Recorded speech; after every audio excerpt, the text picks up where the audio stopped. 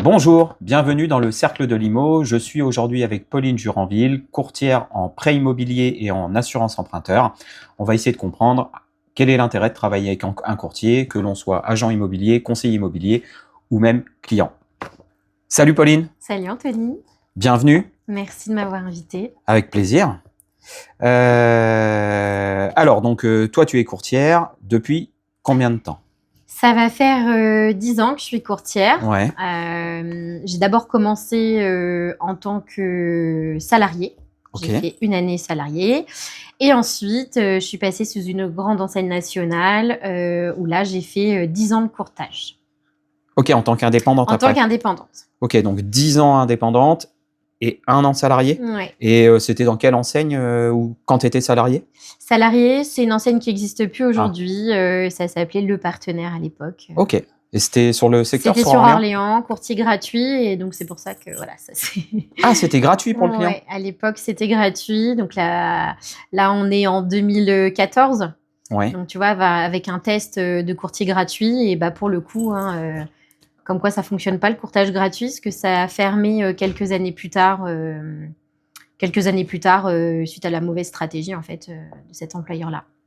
Ok, mais alors si c'était gratuit, enfin il faut payer les salariés. Le patron, faut qu'il paye les salariés. Si c'est gratuit, comment il gagne de l'argent? Faut qu'il gagne de l'argent, c'est une entreprise. Il faut savoir que le courtier il est rémunéré de deux manières différentes, et par les partenaires bancaires et par les clients. Ok. Donc à cette époque-là, on était payé essentiellement par les banquiers, enfin par les banques, Ok. qui nous rémunéraient plutôt bien à cette époque-là. D'accord, donc ça veut dire quand vous obteniez un financement pour un client, Oui. la banque vous reversait à vous Tout à fait. une somme d'argent. D'accord. Ah oui, pour le travail fait, le montage du dossier peut-être? En fait, ils ont gagné un nouveau client, donc en gros, pour nous motiver à travailler avec eux, ils nous rémunèrent. Ok. Et aujourd'hui, c'est encore comme ça, non? Parce que C'est tu encore disais comme à ça. l'époque, c'était... Oui, alors en fait, à partir de, on va dire, fin 2019, début 2020, sur ces années-là, en fait, on a commencé à être moins rémunérés par les partenaires bancaires, voire certains ont arrêté de rémunérer les courtiers.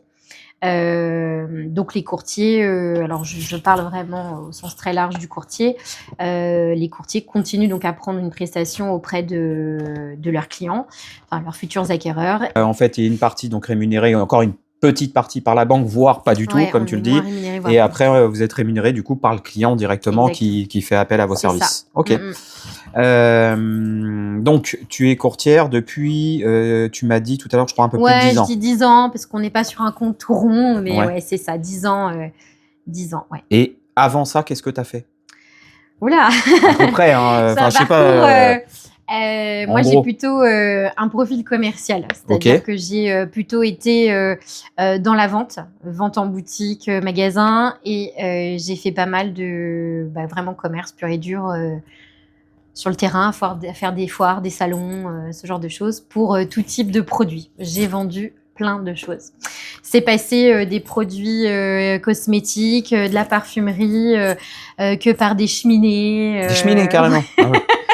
Voilà, Je j'ai savais vendu même des pas. cuisines. Voilà, j'ai un parcours où, toujours en relation avec le client et toujours dans la vente. Ok. Donc finalement, en fait, c'est parce que je t'avais jamais posé cette question-là, parce qu'il faut savoir qu'on se connaît avec Pauline depuis pas mal d'années maintenant. Depuis 2018, on se connaît. À l'époque d'une enseigne portant des vestes jaunes de notre côté. Hein. Je parle pas des courtiers. Moutarde. Donc ouais, c'est marrant que tu dises ça parce que il y a beaucoup de gens qui sont aujourd'hui que ce soit dans l'immobilier ou dans le courtage, où on vend un service, on n'a pas un produit à vendre, on vend un service, qui sont passés par la vente de produits avant de passer par la vente du service. C'est assez similaire en fait. Parce que finalement, le service, c'est parce que... le produit, c'est parce que forcément, ton client, il en a besoin. Et quand tu es vraiment dans la découverte client, c'est quand même étroitement lié. Hein. Oui, non, mais bien sûr. T'aimes les gens en général, que tu vendes du produit ou du service. Bien sûr. T'aimes l'humain, quoi. Ben oui. Et donc, ok, tu vendais des produits, tout un tas de produits différents.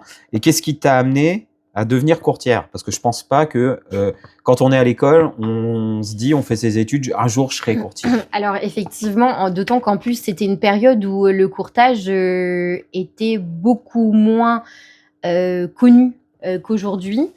Parce qu'encore une fois, c'est en 2014. En fait, purement, c'est une rencontre.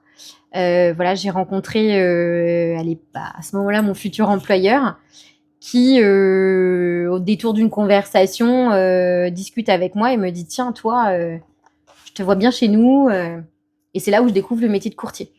Donc l'accompagnement, le service, et voilà, au sens large, tout ce que ça peut amener. Donc pour moi, c'était extrêmement flou. Et à cette époque-là, j'avais pas forcément on va dire un poste qui me plaisait. Donc je me suis dit, tiens, l'opportunité s'est présentée à moi, je fonce. Et en fait, clairement, je me suis vraiment éclatée parce que j'avais une utilité.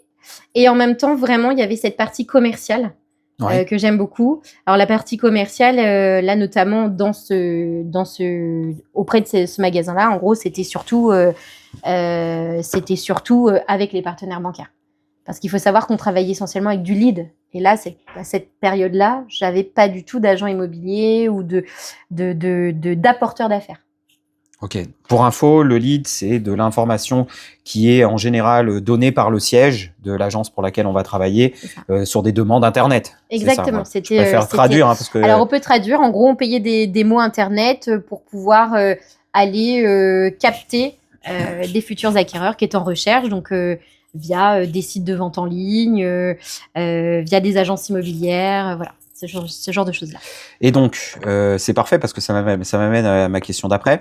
Quand on veut réussir dans le courtage, comment on fait pour trouver ses clients? Parce que j'imagine que c'est pas comme nous, on va pas taper aux portes de chez les gens. Est-ce que vous avez un projet immobilier? Je suis courtier, je vais vous financer. Oui, effectivement, il n'y a pas de magie. Alors, comment on va chercher ses clients? En fait, par plein de moyens. Le premier moyen, on va dire le plus simple, c'est le réseau. Encore une fois, le réseau proche, ça va être les recommandations. Et aussi tous les professionnels qui sont autour du courtage, du financement immobilier. Je le disais tout à l'heure, ça peut être des agents immobiliers, des promoteurs, des comptables, des fiscalistes, des notaires, tous les métiers qui peuvent être très liés au financement ou à la vente, que ceux qui peuvent, on va dire, être les sphères qui circulent, c'est-à-dire un courtier en travaux, un cuisiniste, enfin bon, des apporteurs d'affaires, j'en ai dans plein de métiers différents. En fait, il n'y a pas de règles. Et puis les recommandations, encore une fois, des clients que tu as déjà fait, voilà. Mais essentiellement, c'est plutôt les professionnels qui gravitent autour du financement. Donc ça, pour réussir à développer ce réseau-là, ça passe forcément par une prospection. De toute façon, il faut aller prospecter ces professionnels-là. Oui, tout à fait. Donc, comment parce que je vais pas rentrer dans le sujet de comment nous, on prospecte nos clients, parce que c'est complètement différent. Mais comment on prospecte un client professionnel? Parce qu'en l'occurrence, toi, c'est le cas. Tu me parlais des promoteurs, des conseillers immobiliers, des notaires éventuellement. Comment on prospecte ces gens-là? Comment on fait pour que les gens ils se disent tiens, un tel a l'air mieux qu'une telle ou une telle a l'air mieux qu'un tel? C'est quoi? C'est que du feeling? Alors, il n'y a pas de règle. En tout cas, pour moi, je marche énormément au feeling et à la rencontre. Parce qu'il n'y a pas de rencontre au hasard. Moi, je me dis souvent que si on devait se voir, c'est qu'on devait se rencontrer. Non, on va les choisir effectivement par, je sais pas, par des valeurs communes, par un client commun qu'on est en train de suivre et on se rend compte qu'on fonctionne un petit peu pareil. Oui, par la confiance. Et puis parfois, tu tentes parce que tu te dis tiens, cette personne, elle a beaucoup de visibilité. Elle est très active. Alors, on parle des réseaux sociaux, mais pas que c'est sur ces supports-là. Mais voilà, quelqu'un en qui tu vas te reconnaître professionnellement. Voilà, je vais réduire ça là-dessus. En tout cas, moi, c'est comme ça que je fonctionne. Alors, je fais moins de prospection avec le temps, évidemment, avec les années qui passent. Je dois y retourner quand même avec ma nouvelle enseigne. Mais je choisis les gens avec qui j'ai envie de travailler. Voilà. Maintenant, un courtier junior débutant, lui, ce qu'il va faire simplement, c'est qu'il va aller pousser toutes les portes de tous les agents immobiliers de son secteur. Oui, parce que et forcément, au-delà. il les connaît Il faut pas. qu'il commence, faut qu'il commence, faut qu'il se fasse connaître, faut qu'il pousse les portes. Donc, en fait, voilà, faut pousser les portes. Oui, puis j'imagine il aura un peu plus d'affinité avec certains qu'avec d'autres. Et c'est ça. Et après, ça se construit. Comme dans tous les métiers, on va dire. Mm. Et donc, tu viens nous dire que là, avec ta nouvelle agence, justement, c'était ma question d'après. Pourquoi, après 10 ans en tant qu'indépendante dans un réseau, tu as décidé d'avoir ton agence à toi, avec un nom à toi? D'ailleurs, tu peux le donner si tu as envie. Oui. Alors, le choix, il a été très, très réfléchi pendant plusieurs années. Simplement, je pense que quand on est dans des structures comme la mienne, alors qui avait une boîte à outils juste incroyable, et je le dis encore qu'aujourd'hui, faut passer par ces enseignes-là qui sont très, très formatrices. On peut citer les marques ou pas? Oui, bien sûr, oui, tu peux donner toutes les marques. Donc KFP qui m'a formée pendant cette décennie. Je me suis rendu compte ces dernières années que les gens poussaient la porte pour venir voir Pauline Juranville. D'accord. Et pas spécialement la marque que je représentais. Et je me suis dit, voilà, moi j'ai envie de faire bouger les choses, j'ai envie de faire un peu bouger les choses à ma manière. Et quand tu es dans une structure nationale comme ça, avec un système de directeurs d'agence, avec des collègues qui sont également eux-mêmes des mandataires, on n'a pas tous la même philosophie, la même rapidité d'avoir envie aussi d'avancer, de faire évoluer les choses. Voilà, on a des tempéraments complètement différents. Et donc, ça devenait un peu une frustration pour moi avec les années de ne pas pouvoir prendre cet envol. J'avais vraiment l'impression d'atteindre ce plafond de verre. Donc, je me suis dit, écoute, si tu as envie que ça change, fais-le par toi-même. Et donc, j'ai créé la marque Athéna Crédit il y a quelques mois maintenant. J'ai encore une fois eu une belle étoile, je pense. J'ai trouvé très rapidement un local à l'endroit que je souhaitais m'installer. Donc aujourd'hui, j'ai un très beau local donc à La Chapelle Saint-Mémin qui peut accueillir donc plusieurs mandataires. Donc mon choix, il s'est fait assez naturellement en fait. Et tu voulais t'installer à La Chapelle du coup? Ouais, c'était okay. La Chapelle, en tout cas le secteur Chapelle, La Chapelle, Ingré, Saint-Jean-de-la-Ruelle, voilà, j'avais défini un petit peu mon secteur. J'avais juste un peu envie de me détacher aussi d'Orléans et du centre-ville, du centre, voilà, où se concentrent la plupart des courtiers d'Orléans. Bien sûr. Voilà, j'avais aussi un petit peu envie de mettre cette casquette de courtier local, même si aujourd'hui je suis capable de financer au national, mais voilà, j'avais envie d'être tranquille dans ma petite bulle à moi. Ah ouais, non, mais c'est pas plus mal. J'apprécie pas spécialement aller faire mes rendez-vous en centre-ville. Donc, quand faut aller chez le notaire, faut payer machin, faut le parc-mètre, on se prend des coups de voiture, des coups de vélo, des coups de trucs. On a du mal à trouver une place, on tourne pendant 20 minutes. Non, mais c'est pas plus mal d'être aussi dans la métropole maintenant. Oui, c'est ça. Ok. Et donc, effectivement, tu disais que ça a été une longue réflexion, j'imagine, parce que ça doit avoir un coût qui est conséquent quand même, parce que tu étais, donc toi, indépendante au sein d'un réseau qui avait déjà un local, entre guillemets, une boutique, un pignon sur rue. Là, ça a été à toi de trouver le local, d'investir, j'imagine, tout ce qu'il faut pour mettre dedans. Faut le meubler, faut l'ordinateur, faut tous ces trucs-là. Exactement, et c'est un peu là où tu découvres toute la partie cachée de créer une entreprise. En fait, moi, j'ai plutôt raisonné rentabilité. Voilà, j'étais sur mes tableaux prévisionnels, j'ai travaillé vraiment tout le projet de cette manière-là. Et j'ai aussi sondé beaucoup les gens qui aujourd'hui me font confiance, voilà, en sondant un peu, en expliquant que si demain je prenais mon envol avec ma propre marque ou voilà, avec mes propres ailes, clairement, est-ce que il continuera à me suivre? La réponse, elle a été à l'unanimité, bien évidemment, on te suit toi, on s'en fiche de ce que tu as au-dessus en termes de casquette. Donc ça m'a donné aussi une confiance et un élan. Et en termes de rentabilité, tout rentrait dans les clous au vu des chiffres d'affaires que je faisais. Donc ouais, voilà. Quelles sont les difficultés majeures? Alors la gestion de l'entreprise, c'est le tout début. Pour l'instant, toi, tu avais la gestion de ton entreprise à toi au sein d'une autre. Mais déjà, par exemple, dans le métier de courtier, la difficulté majeure, c'est quoi? Je sais pas, c'est prospecter au départ et une fois qu'on a fait ça, tout va bien. C'est réussir à convaincre les clients. Alors, Je pense que chacun y trouvera ses difficultés en fonction de sa personnalité et aussi de ses bagages. Je pense que la plupart des courtiers confirmés comme moi diront que c'est le temps, en fait. On court tout le temps après le temps. Ok. Parce que tu cours toi-même après les banquiers que tu dois relancer, faire le suivi de dossier, donner les informations de l'avancement du dossier au client. Tu es en rendez-vous banque, tu files après faire une découverte. Enfin bref, quand tu es courtier, tu dois être absolument partout et pour être un bon courtier, je pense qu'il faut être extrêmement organisé. Ok. Tu vois, c'est de se dire vraiment parce qu'on court après le temps et que on est aussi rythmé par le temps, parce qu'on est rythmé par des conditions suspensives.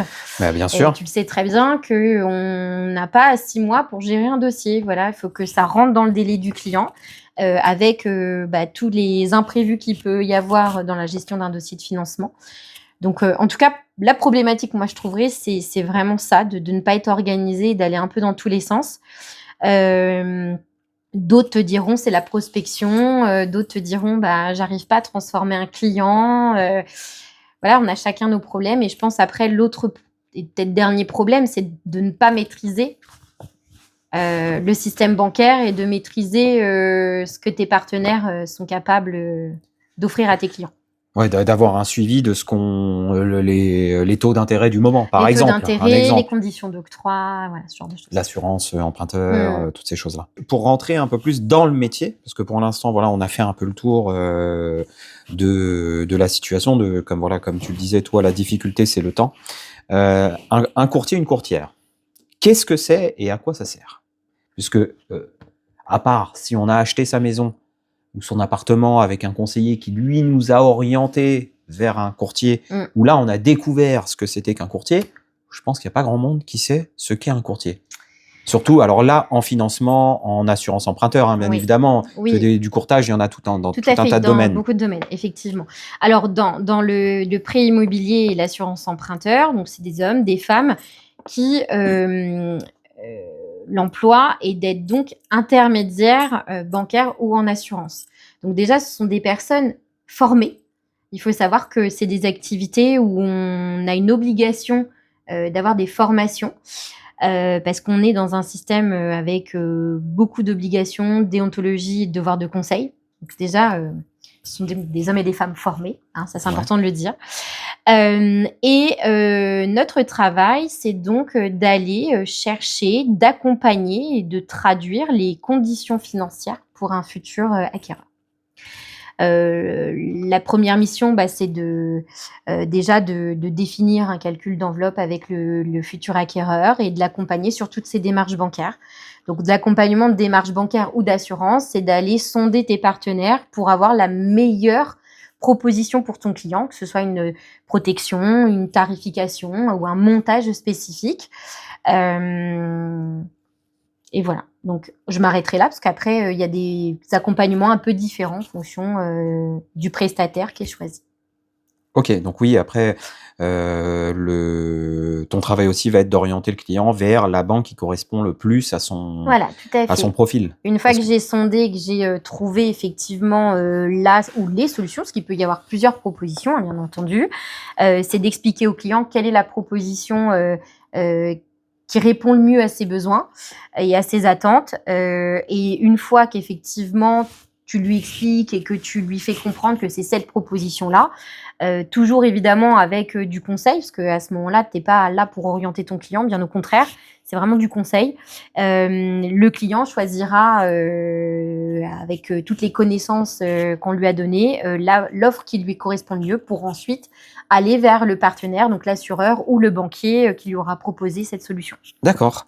Et alors j'imagine c'est un peu différent de nous, mais d'une certaine forme, vous rentrez dans l'intimité des gens, puisque quand j'ai le souvenir quand le client vous envoie les informations qu'il a à vous envoyer, notamment tout ce qui va être référence bancaire, parce que vous avez besoin de savoir quelle épargne vous avez, quel revenu vous avez, ces choses-là. Donc, et vous demandez aussi les relevés bancaires. Parce que la banque les demande. La banque, j'imagine qu'elle veut savoir si Monsieur Dupont, il met tous ses sous dans le loto ou dans le PMU ou dans ci, ou au contraire, est-ce qu'il épargne, qu'est-ce qu'il fait de son argent? Est-ce que tu as déjà eu quand les gens t'envoient leur relevé bancaire, des choses un peu surprenantes? Attention, Tony, j'ai le devoir de... Bien sûr, non, mais on donnera jamais de nom. On donnera jamais de nom ni rien, bien évidemment, mais est-ce que des fois, tu as des trucs de ah ouais, quand même. Ou oh là, il y a quelque chose qui est un peu bizarre. Parce que j'ai déjà entendu certaines choses, mais oui, forcément, puisque sur un relevé de banque, on voit tout ce que les gens font. Oui, on a des histoires assez drôles.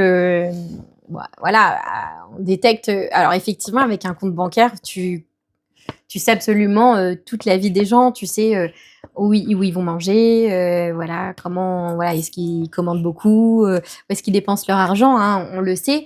Maintenant, c'est pas spécialement ça qu'on va aller chercher, hein, bien entendu, quand on regarde les relevés. Hein, on va plutôt vraiment regarder le comportement bancaire au sens large. Mais oui, je suis tombée sur 2-3 choses un peu, même voire gênantes, quand t'as la dame qui est à côté et là tu te dis bon.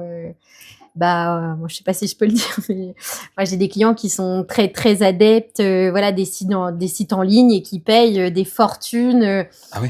Pour aller voilà, voir des vidéos, des choses comme ça. Donc oui, c'est... Ah oui, donc là, tu sais pas trop si tu dois faire mention de cette chose-là pendant le rendez-vous, parce que tu dis, mince, ça se trouve, monsieur ou madame n'est pas au courant que... non, tu fais mention de rien du tout. Après, ça les concerne aussi. Peut-être qu'elle est au courant. Mais c'est vrai qu'il y a des moments où tu te dis, bon, il y a quand même des choses vraiment très bizarres sur les mouvements bancaires. Mais après, encore une fois, on n'est pas là pour ça. Tu rigoles après un peu sous le coup, tu y repenses et tu dis, oh tiens, c'est rigolo, voilà, il y a eu ça. Mais oui, non, mais carrément, ça t'amène un peu sur le moment, en fait, parce que t'es dans ta découverte et que tu penses un peu à autre chose, mais oui, j'ai 2-3 histoires assez rigolotes à raconter par la suite. Ben oui, non, mais après, effectivement, je comprends le sens de ton propos. On n'est pas là pour se moquer des gens, bien évidemment. C'est simplement que de temps en temps, j'imagine, entre collègues comme nous, il nous arrive des trucs. Ça fait du bien un peu de rigoler un peu, de lâcher un peu, parce que psychologiquement, tout ça, c'est prenant, et de rigoler avec les collègues, avec les copains. Oh là là, il m'est arrivé ça aujourd'hui. Oui, voilà. Sans donner les noms, bien évidemment. C'est plus comme ça, effectivement. Après, ça reste quand même, innocent, hein, dans la plupart du temps. Mais oui, on se raconte des petites anecdotes comme ça et on en a tous. Heureusement. Ou alors des petites anecdotes rigolotes comme va faire les courses chéries, tu sais, des mentions dans les libellés, allez, bouge-toi les fesses. Enfin bref, c'est ah bon, va au sport. Il y a ça dans la banque? En fait, tu peux modifier l'intitulé d'un virement bancaire que tu te fais à toi-même ou à ton conjoint, ta compagne. Enfin bref, tu peux modifier. En fait, tu le sais, dans ton motif de libellé, tu mets ce que tu veux. Donc des fois, voilà, c'est allez, va te faire plaisir, mon amour. Donc tu as des choses très mignonnes. Et puis il y a allez, va faire les courses. Enfin bref, c'est des virements comme ça où ça prête à sourire et voilà, c'est plutôt mignon dans le. Oui, bah là, oui, pour le coup, là, c'est mignon. C'est pas comme le coup des vidéos de tout à l'heure, quoi. Là, si ça c'est sur le compte de monsieur, tu dis bon, je vais peut-être pas en parler. En fait, c'est la quantité, c'était pas spécialement l'intitulé, c'était vraiment le nombre qu'il pouvait y avoir par jour ou par semaine, voire par mois, qui était monstrueux. En fait. Et justement, lui, le client, quel est son intérêt majeur de travailler avec un courtier?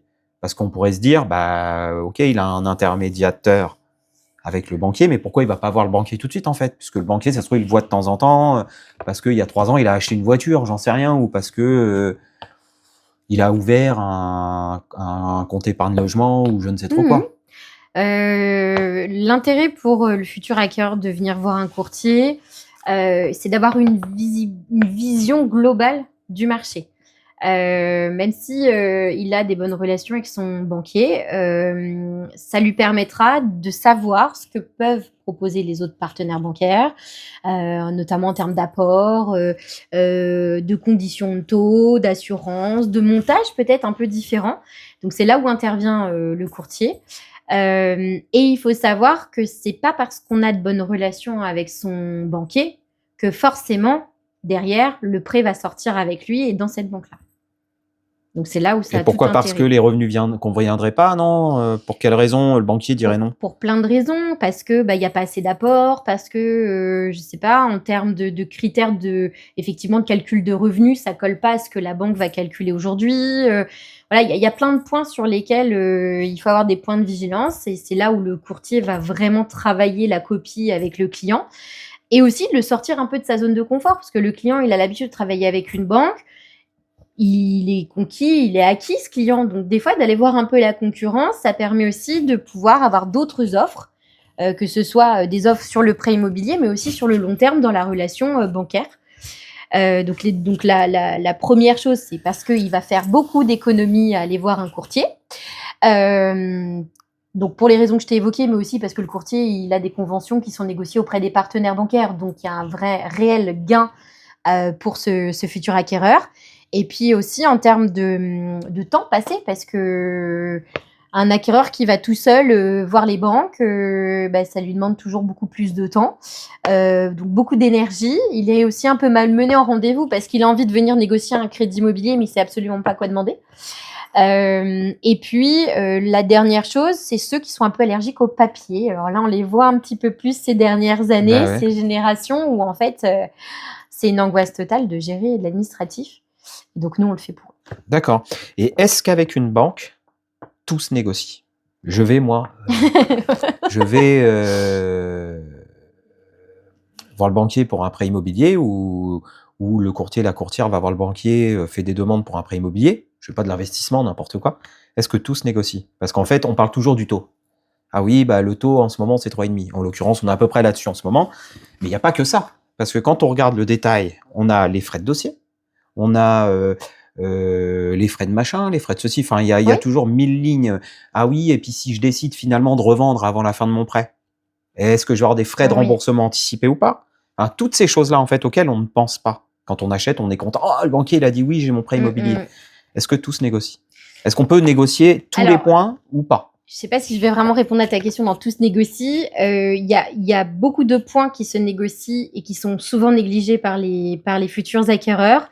Notamment, tu le disais, les frais de dossier, le type de garantie qui peut être prise sur le dossier. Et après, dans tout le fonctionnement sur la durée du crédit, il y a effectivement des paramètres qui vont se négocier, notamment les pénalités de rachat en cas d'anticipation, de remboursement par anticipation. Voilà, il y a des choses qui peuvent se négocier effectivement au niveau du prêt.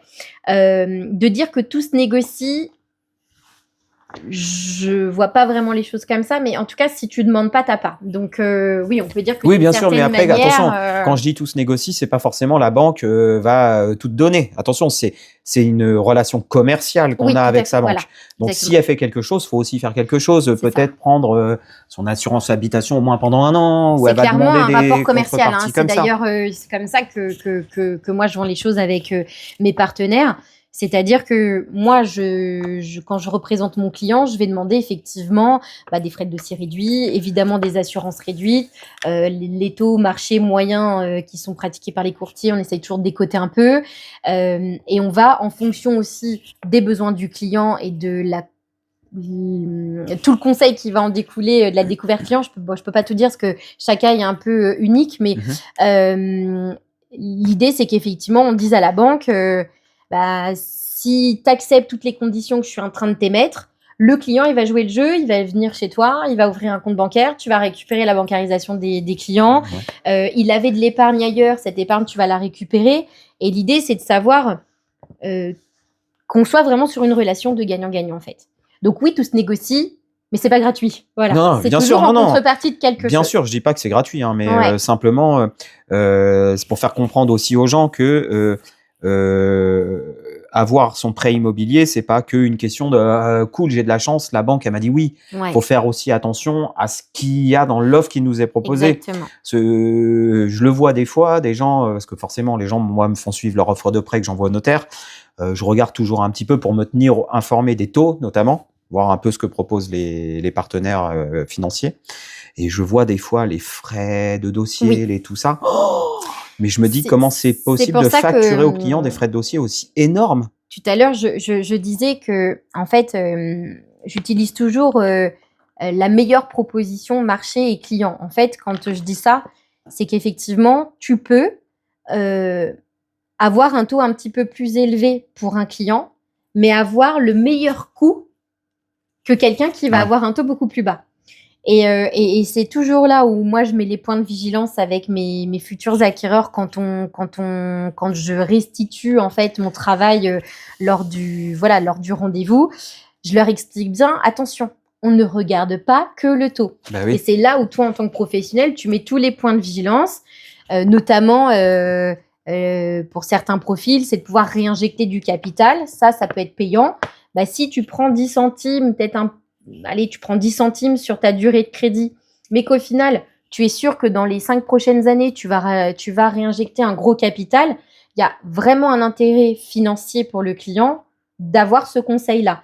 Mais encore une fois, tout est relatif au profil, mais je te rejoins à dire qu'il n'y a pas que le taux. On n'est pas des meilleurs, on n'est pas des vendeurs de taux. Ouais. À se dire qu'on a les meilleures conditions de taux, je trouve que c'est un peu une aberration quand tu es courtier parce que ça ne se limite pas à ça. Tu as vraiment un conseil. Oui, puis c'est tout l'ensemble. En fait, il y a l'ensemble, les assurances, les frais de dossier, la garantie, enfin tout. Quoi. Je t'ai posé ces questions-là parce que tout à l'heure, tu as dit aussi l'intérêt d'aller voir le courtier pour le client, c'est qu'il va économiser de l'argent. Donc, c'était pour qu'on comprenne aussi parce que bah oui, mais là, le courtier, moi, tiens, il m'a proposé 3,5 et puis la banque, elle me dit 3,55, 0,5, enfin 0,05. Moi, je dis souvent que tout le monde est capable d'aller négocier un taux.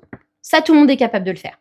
Mais tout le reste autour. Mais tout le reste, parce que ce ne sont pas leur métier, ils ne savent pas comment faire et ils ne sont même pas informés que c'est possible de le faire. Bah c'est là où vraiment il y a du sens. Ou l'assurance emprunteur, ou tout un tas de choses comme ça. Ok, donc ça c'est pour le client qui va acheter son bien, l'acheteur, l'acquéreur, et moi, parce que on se connaît, voilà, je t'envoie le client, je suis content, il veut acheter la maison, mais je l'envoie vers toi. Quel est l'intérêt pour moi d'envoyer le client te voir? Alors, toi, en tant qu'agent immobilier, en tant que professionnel, tu auras déjà une vision globale de combien peut acheter ton client. Et lui aussi, pour le coup. Voilà une vision claire de ce qu'il peut acheter, donc du neuf, de l'ancien. Et est-ce qu'il nous restera une enveloppe travaux? Et est-ce qu'on peut optimiser avec l'enveloppe travaux? Je fais un parallèle avec les fameux DPE et je crois que c'est les audits. Un sujet, l'audit, qui est très important aujourd'hui. Oui. Et en tant que professionnel aussi, je vais te valider que l'enveloppe que je vais te donner va être finançable. C'est-à-dire que je vais regarder à travers tous les justificatifs de revenus, de charges, les relevés bancaires, l'épargne, tout le fonctionnement bancaire du client.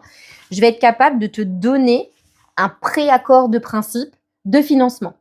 Donc, ça veut dire que si vous restez dans l'enveloppe que j'ai définie avec le client, alors l'enveloppe, je la définis pas au doigt mouillé, hein, on le définit évidemment par rapport à l'endettement, au saut de charge, au reste à vivre, toutes les normes bancaires.